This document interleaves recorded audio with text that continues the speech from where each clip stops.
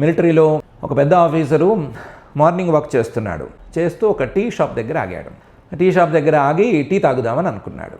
Tea తాగుదామని అనుకుని పాకెట్లో చేయి పెట్టి చూసుకుంటే డబ్బులు ఏం లేవు, తెచ్చుకోలేదు. అదే మిలిటరీ ఏరియా కాదు, తనకి పరిచయం ఉన్న ఏరియా కాదు, కానీ టీ తాగాలి అనే కోరిక వచ్చింది. ఆ కోరికతో చుట్టూ చూస్తే తన జూనియర్ ఆఫీసర్ ఒకడు, అతను కూడా ఇలాగే అదే ఏరియాలో మార్నింగ్ వాక్ చేసుకుంటూ వస్తుంటే ఆ జూనియర్ ఆఫీసర్ని పిలిచి అరే నీ దగ్గర ఏమన్నా ఒక 5 రూపాయలు ఉన్నాయా అని అడిగాడు టీ తాగుదామని. జూనియర్ ఆఫీసరు జాగ్రత్తగా ఉండేవాడే, సీనియర్ని చూస్తే సెల్యూట్ చేయటం, ఏదో సార్ అంటం లాంటి పనులు చేసేవాడే. ఇదేం మిలిటరీ ఏరియా కాదు, మార్నింగ్ వాక్ చేస్తున్నాము, ఈయనేదో అడిగాడు అనే హడావిడిలో పడి ఉన్నాయో లేవో చూస్తా అన్నాడు.